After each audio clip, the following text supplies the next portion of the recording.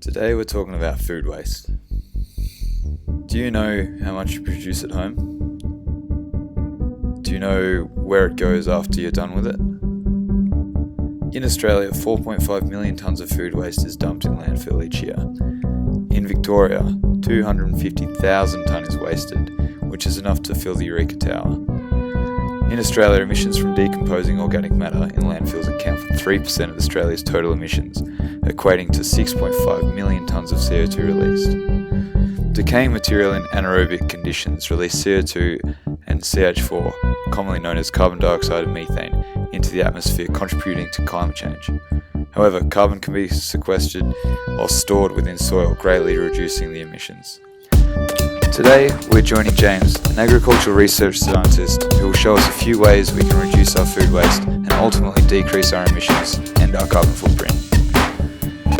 Using food scraps, we can create rich compost and fertiliser to help your garden grow and produce fresh vegetables for your family and friends.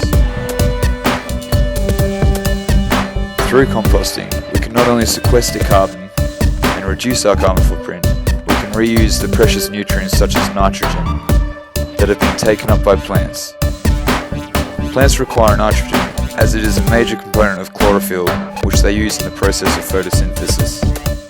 This is my composting area. Got some zucchini leaves from the veggie patch and some food scraps from in the kitchen. So I'm just going to chuck the zucchini leaves on top of this and chuck some of the food scraps on top as well.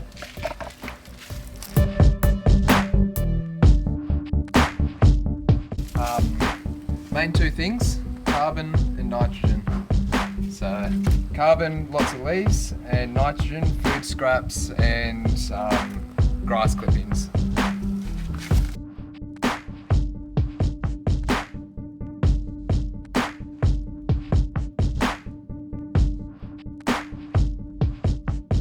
You want to keep the compost nice and wet, as well as having plenty of air going through it. So if you just have a compost and let it sit, it's going to be a lot more anaerobic rather than aerobic.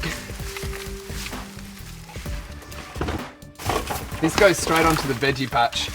So I've got some compost in these little blue containers here, and that will be the food for my plants for the next couple of seasons. So it's just a big cycle in my garden. So this is my raw compost pile. It's fairly large, but this will break down into something that you can put onto your garden, and it looks nice and dark like that.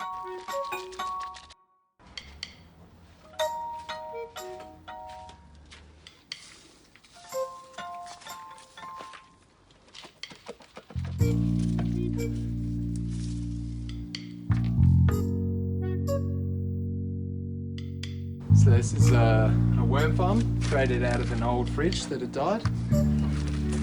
It helps insulate the worms from the changes in temperature outside. You can see this is nice and well worked. The worms have really worked through that. So about a week ago I put bananas into here, and you can see this. Look at this. That's just worms. That's just straight worms. Look at that. What if you're unable to compost yourself? What else can you do? Some councils offer these food and green waste collection bins, where the materials are professionally processed into compost-based products such as mulches, potting mixes and soil conditioners. You can look up somewhere where you can share your waste. Check out your local school or community garden, and check out sharewaste.com. If in doubt, check your local council A to Z guide to waste and disposal. Now let's get out there and make 3% emissions 0% emissions.